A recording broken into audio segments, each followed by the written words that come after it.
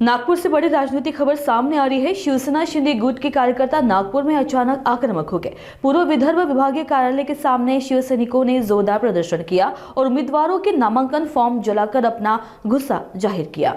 प्रदर्शन कर रहे कार्यकर्ताओं का आरोप है कि मंत्री आशीष जायसवाल ने टिकटों की खुलेआम खरीद फरोख्त की है। शिव सैनिकों का कहना है कि जमीनी कार्यकर्ताओं को नजरअंदाज कर बाहरी और पैसे वाले उम्मीदवारों को तरजीह दी जा रही है। भाजपा और शिंदे सेना की युति में सीटों के बंटवारे को लेकर अंदरूनी कलह अब सड़कों पर दिखाई दे रही है। हालांकि शिंदे गुट को 8 सीटें मिली है, लेकिन फिर भी नागपुर में तीव्र नाराजगी देखने को मिल रही है। स्थिति इतनी बिगड़ गई है कि पार्टी कार्यालय के बाहर भारी पुलिस बल तैनात करना पड़ा। राजनीतिक विश्लेषकों का मानना है कि यह विवाद आने वाले चुनाव में महायुति के लिए मुश्किलें खड़ी कर सकता है। देना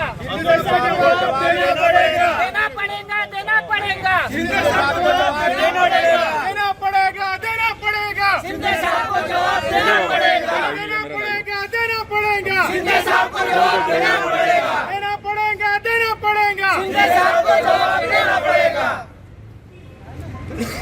जाना तो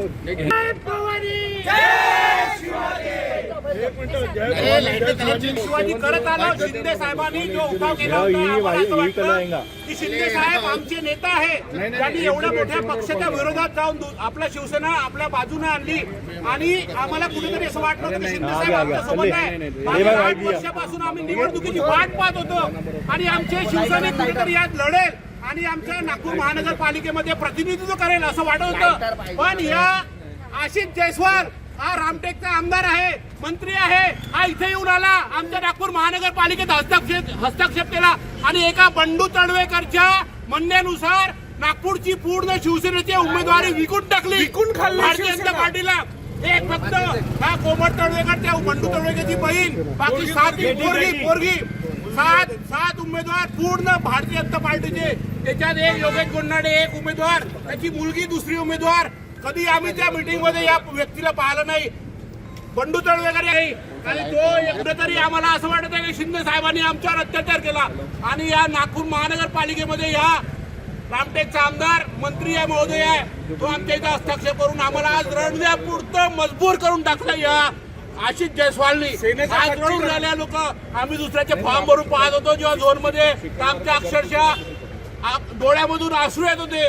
आम्हाला कुठं वाटतं, आम्हाला लोक विचारून राहिले तुम्ही फॉर्म भरत नाही का? आम्ही घरी थांबलो नाही, या घरातून बाहेर निघालो, लोक आमच्या घरी उभे आहे की पाहत होते की बाबा शिवसेनेचा उमेदवार आता फॉर्म भरेल, शिवसेनेचा उमेदवार आता हे भरण, सर्वांचं लक्ष लागलं होतं। आम्हाला आज इतकी लाजीरवाणी गोष्ट या आशिष जायसवालनी आणि हे 7चे उमेदवार भारतीय जनता पार्टीने आम्हाला लाच दे। आम्हाला असं वाटत आहे की या आशिष जायसवालनी आमची पूर्ण शिवसेना भारतीय जनता पार्टीला विकून टाकली। आशिष जायसवालचा निषेध होतो। आशिष जायसवाल मुर्दाबाद, मुर्दाबाद, मुर्दाबाद। आशिष जायसवाल मुर्दाबाद, मुर्दाबाद, मुर्दाबाद। आशिष जायसवाल मुर्दाबाद, मुर्दाबाद, मुर्दाबाद। आशिष जायसवाल कार्यकर्त्यांना सांगितलं की रामटेक मध्ये ते स्वतः शिवसेनेच्या पक्षातर्फे एकटे लढले आणि तुम्हाला नागपूरमध्ये असं काय तुम्हाला प्रेशर आलं की तुम्ही भाजपच्या लोकांना शिवसेनेच्या तिकीट विकल्या, तुम्ही भाजपला विकला गेले आणि जेव्हापासून शिंदे साहेबाची ही शिवसेना वेगळी झाली तेव्हापासून आम्ही महिला आणि हे सगळे पदाधिकारी त्यांचं काम करत आहे प्रत्येक मीटिंग आंदोलनामध्ये। आणि आज जेव्हा तुम्हाला कार्यकर्त्यांना न्याय द्यायचा जेव्हा वेळ आली तेव्हा तुम्ही कार्यकर्त्यांना न्याय न देता भाजपच्या लोकांना तुम्ही इथे येऊन लढवत आहे, तुम्ही आमच्या छातीवर बसवत आहे कार्यकर्त्याच्या। आणि शिंदे साहेब नेहमी म्हणत गेले की कार्यकर्ता हा पक्षाचा पाठीचा कणा आहे, त्याला न्याय मिळाला पाहिजे। ही जी आमची मनातली खतखत आहे तुम्ही शिंदे साहेबांपर्यंत या मीडियातर्फे पोहोचली पाहिजे। आणि जेव्हा तुम्ही म्हणता की कार्यकर्ता हा पाठीचा कणा आहे आणि कार्यकर्ता हा मोठा झाला पाहिजे, तर मग आम्ही कार्यकर्ता आम्हाला हा अन्याय का आहे? माझ्या सुद्धा प्रभागामध्ये जी एससी राखीव सीट होती जेंट्सची पुरुषाची, त्याच्यावर सेनेचा उमेदवारी दिली आणि दक्षिणमध्ये पण भरपूरशा अशा सीटवर ऐसा है। संपर्क नेता करके यहाँ के जो संपर्क नेता है वो कृपाल तुमाने जी है। आशीष जायसवाल सिर्फ संपर्क मंत्री है, लेकिन उन्होंने एंड टाइम पे शिवसेना को बेच दिया भारतीय जनता पार्टी के हाथों।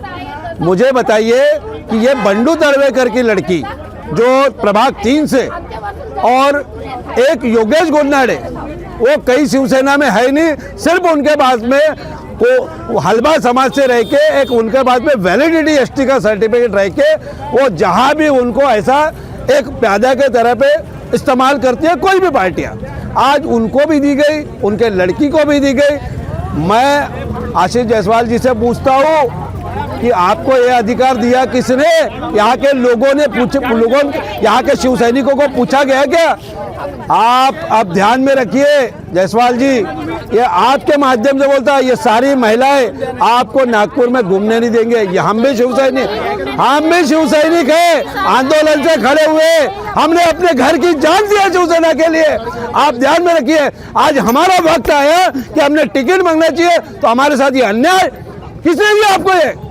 ये अधिकार आपको किसने दिया है? जब हम शिंदे साहब ने उठाव किया था, और उठाव के बाद में हम लोग हमने यहाँ पर लोगों के मुंह से गद्दार सुना, हम लोग जाते थे तो ये सारे गद्दारों के साथ में गए, ऐसे लोग हैं हम लोग। फिर भी हमने वो चीज को लोगों के दिलों में बैठा ली शिवसेना, और आज हमारे का क्या करने वाले? आगे बिल्कुल आशीष जायसवाल जी जहाँ मिलेंगे उनका घेराव होगा। महिलाएं जो मन में आएंगी, मी तुम्हाला महिलांना सांगतो, जे काही शेण काही त्याच्या तोंडावर टाकायचं टाका, जे काही केस लागायचे ते पाहून घेऊ। आम्हाला आम्ही शिवसैनिक आहोत, आम्हाला पोलिसांची पर्वा नाही, केस आमच्या आभूषण आहे।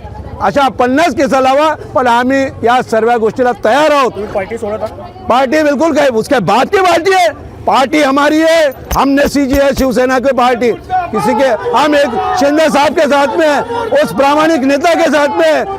आशीष जायसवाल कोई नेता नहीं है। ये बातें हम आपके माध्यम से शिंदे साहब को भी बताना चाहती है कि इसने हमारे साथ गद्दारी किया है। साहब आप इस बात का ध्यान लीजिए, हम शिवसैनिक हैं और आप भी शिवसैनिक से इतने बड़े नेता बने हो, हमारा मन बहुत जल रहा है। और सबसे बड़ी ये महिलाएं आज इतने आक्रोश में है।